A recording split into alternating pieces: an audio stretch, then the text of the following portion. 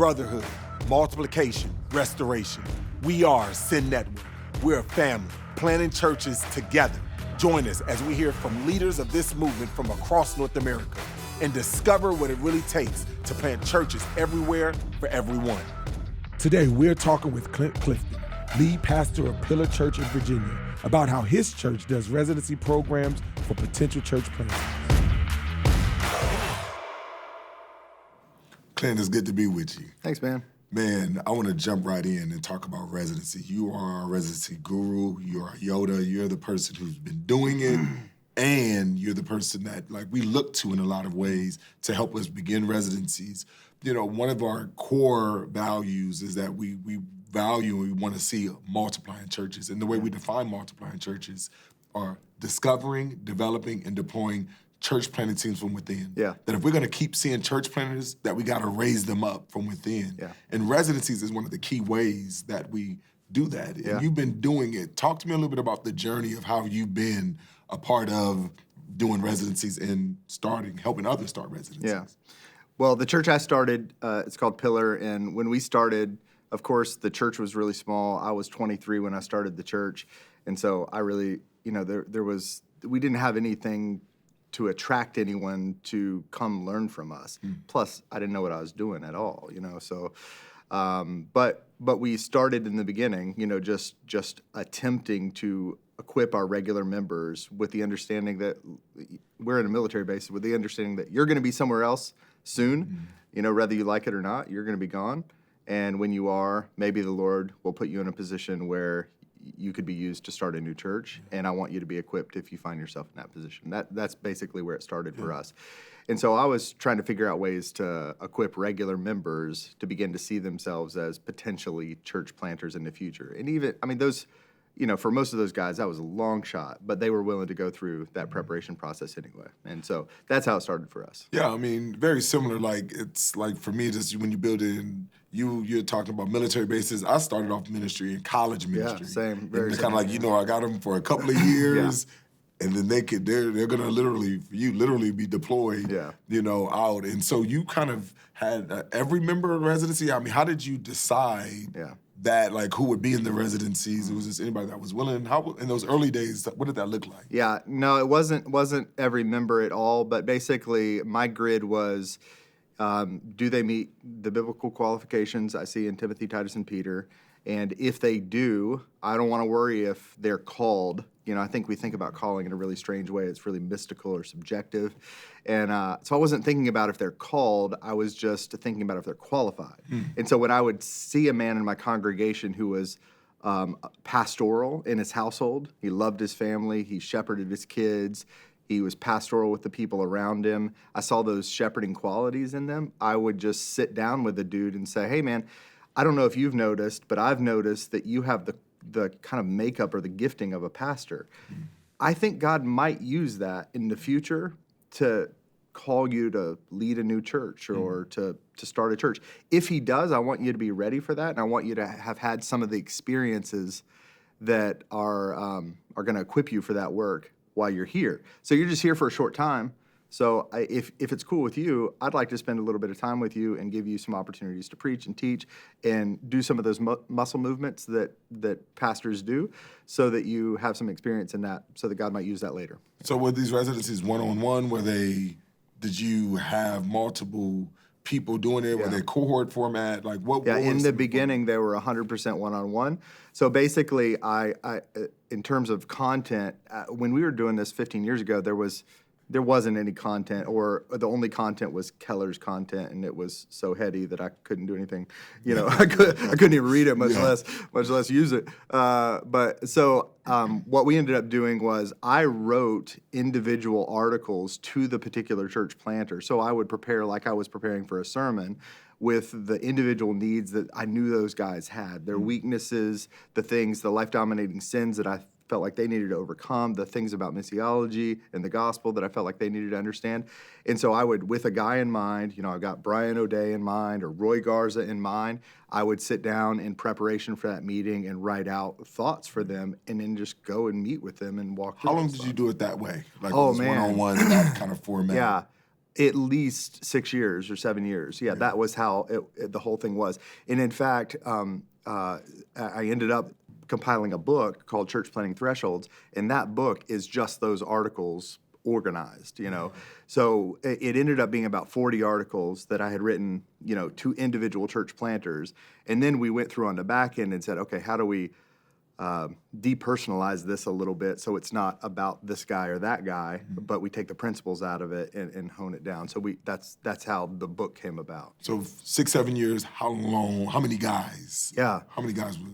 Yeah, so our church is just about to have our 15th birthday, and we've started 16 churches over those years.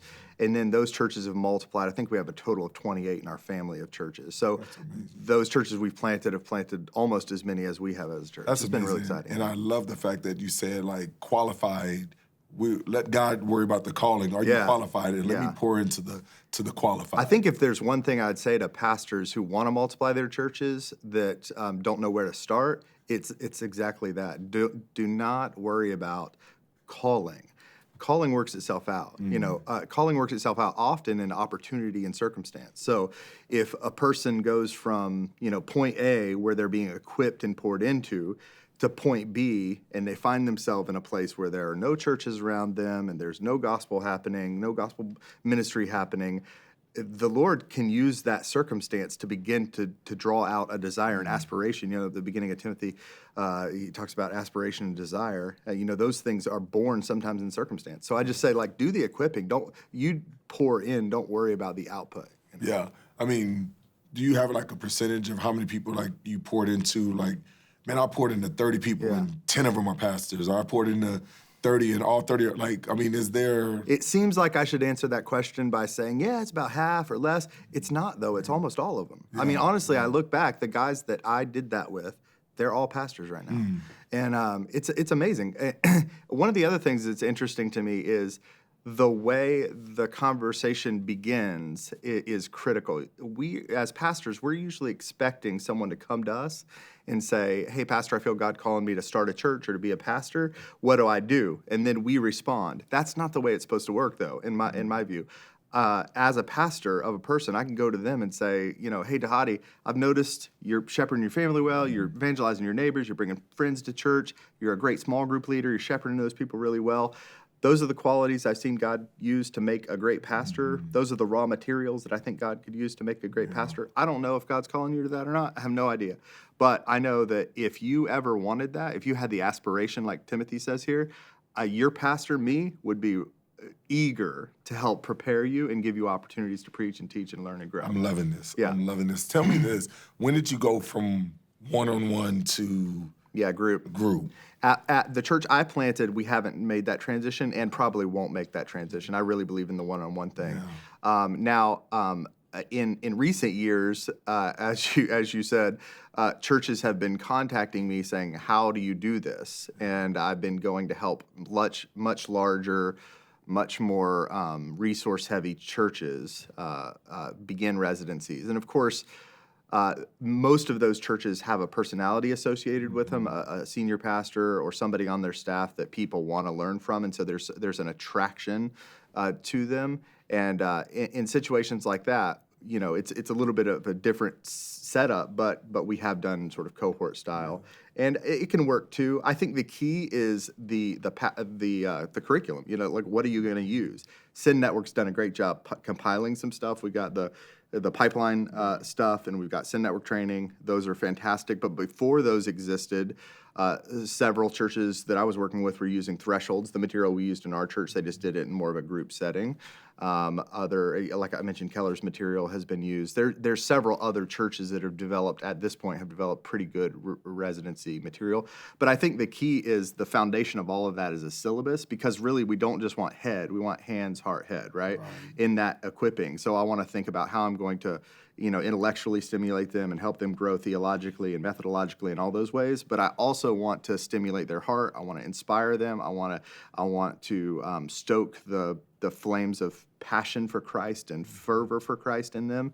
And I want them to have experiences. So in our residency and in the residencies that I've helped start, we have a list of experiences that we want them to have. We want them to have the experience of of sitting with someone who's dying. We want them to have the experience of preparing a sermon and delivering it and that sermon being debriefed. We want them to have the experience of leading somebody to Jesus. We want them to have an experience of starting a small group from scratch without anybody from their church involved in it. So those just seem like some fundamental experiences we want them to have. Do you differentiate between someone you're discipling as a leader and someone who you're doing a residency with? And if so, what are the differentiations? Or is it just kind of anybody that you're doing one-on-one, it is the residency, and that's how you just kind of, select your... I found value in focusing on a specific thing rather than a general thing. So I'm training future church planters in my mind. Now, I don't know what they're going to become. Again, that's focusing on the input, not the output. Right. I don't know what they're going to become, but I'm equipping everyone I'm discipling toward planting a new church. Yeah. And many of the people that I'm working with would say to me, I'm not going to plant a church. I don't think I'm gifted for that. I don't think I'm called to that. That's fine, but I'm preparing you for that. Right. If you're going to sit and listen, that's what we're talking about. Right. No, Because I can't hit multiple targets at the same time. Right. And I've found that more often than not, if I train somebody for a specific thing, they end up doing that. It's so interesting to me. When I became a Christian on a Thursday when I was 15 years old, at a youth camp. And that Sunday, I went to my church, my new church that I had gone to the youth camp with, and I, walked the aisle and said, I'm a Christian now. That Sunday night, I was giving my testimony before the congregation. And after church that Sunday night, my new pastor said to me, you need to come tomorrow morning before school. I'm gonna start discipling you. I didn't really know what discipling was. I'm 15, I show up and early in the morning before school, and he starts equipping me, and he gives me a book called Called and Accountable by Henry Blackaby. And I now know that it's a book that's used to prepare pastors. Yeah. So I'm a Christian for 4 days, and he gives me, and he starts discipling me toward pastoral ministry. Yeah. At my 4th day as a Christian when I was 15 years old, and I didn't know any better. I didn't even know what he was doing. Yeah. And I look back on that now, and I'm like, he's nuts. Yeah. But he told me in those first meetings what I was going to do with the rest of my life, and I'm doing it. I'm doing it right now. Yeah. I've been doing it every day. I wake up every morning thinking about multiplying churches. I go to bed every night thinking about multiplying churches. And I can't disconnect the fact that he did that with me from the reality of what I'm doing right now. And I think we underestimate a lot just how powerful it can be to believe in somebody and specifically say, I'm going to equip you and prepare you for this thing, and not worry with, do you want to do it or do you feel called? I feel like all that calling language just muddies the water, and it makes everybody kind of look inside themselves for something. Just give people you're discipling something to go do. They may not do it, it doesn't matter, but give them something to do. Yeah. Do you have a certain limit how many guys you do individually per year? At our church, we've never done more than like 2 or 3 a year, but that residency is the ramp up to the actually church planting. So we're pretty sure by the time they get to that point that now this wasn't true in the beginning, but now we're pretty sure that they're actually going to plant. So we're just kind of taking them on that journey. I love what you're talking about. I mean, the idea of like every potential member, it seems like most residency is more so recruiting, like get a personality type, draw them in. It's more attractional based. Like how would you say is the difference as people who are more like that? Like I don't have the platform, but I have this desire. How would you encourage them to that desire to start a residency? Yeah. Well, I would say the best thing that ever happened to me is I didn't have a platform when I started this, because it forced me to look inside my congregation for potential church planters. I think the easy path, it's not easy, but the easier path is having a magnet that draws people. Right now I'm working with McLean Bible, and I'm running their residency. David Platt's there as the pastor. Of course, there's young guys lined up to go serve there and work with, just for the hope that they'd get 10 minutes in a room with him and learn about preaching and get some of what he's got. Yeah. But the reality is, if I can go to somebody, really what it comes down to is I want I want people to receive their calling to pastoral work or the assuredness that God's calling them to do this. I want them to receive that in my church, under my ministry, And when they do that, then I have a personal discipling relationship with them. I mean, those guys who are out there that I originally sat down with and said, I think God, I want to equip you and prepare you, and now they're out there pastoring and planting churches. Those guys, when they have a need or a concern or a trouble, they contact me. Yeah. I mean, we're build a lifelong friendship, a lifelong relationship.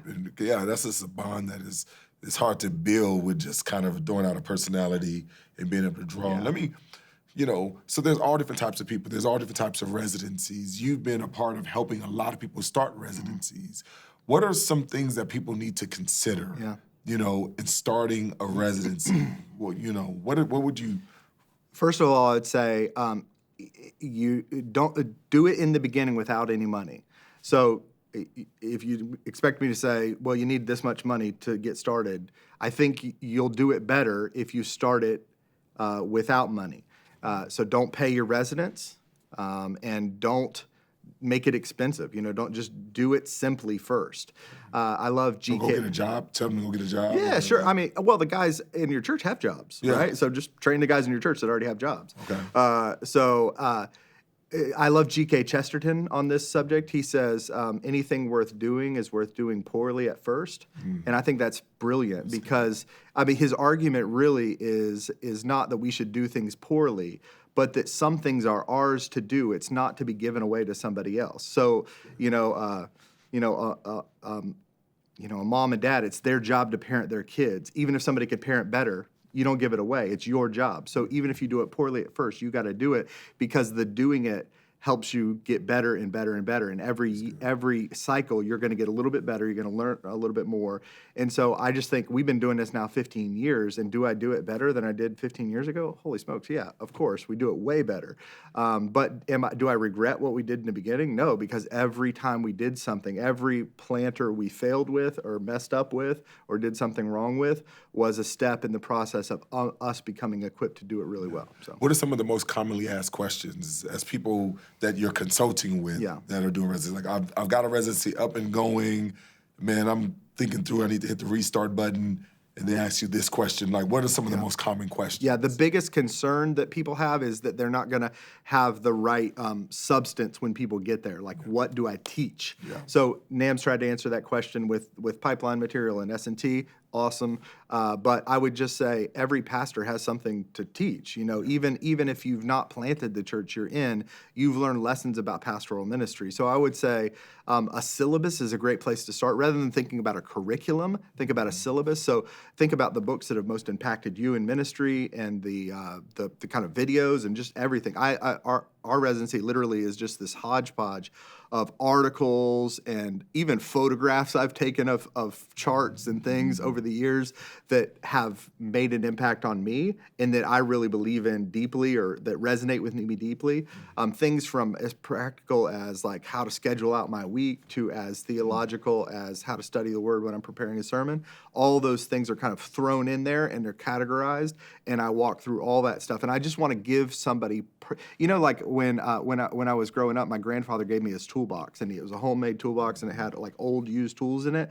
Well, that's way more precious to me than if somebody gave me a brand new Snap-on, big thing with a bunch of tools in it. It's because it's personal, and so I want to give them the stuff that's mine. So what I'm hearing you say, you start with you, because a lot of times we try to say, okay, what do they need? Yeah. You're saying, no, what did I need? What was most formative to me? And let me just share that with you. Basically sharing your life with them. Yeah. And again, I want to make sure it's hands, heart, and head. I think what tends to happen in residencies is they're either head or their hands. Hands would be like, just do what I do, watch me, follow me, mimic me. And then head would be like, read these books, write these reflection papers. And I think those are valuable, but they're really valuable altogether because pastoral ministry is a holistic thing. Yeah. I love it. So if people want to get more information, about residencies, I know we have them on our website, about like we're going to be having like where to find residencies, a lot more information, some stuff that you're going to be, helping us out with. I mean, but like where would you send them to? Yeah, finding churches that are doing it well from within, so smaller churches who have been doing residencies for a longer time. I mean, I just think of churches in my region that are doing that. Learning from a pastor who's doing it and has been doing it for a long time is great. I even think, in our city we have Capitol Hill and Mark Dever. His is very much a head residency. They're observing the church, but they're learning and reading and writing. But over 20 years of doing this, they've produced 100 or more pastors that many of them are working in our region.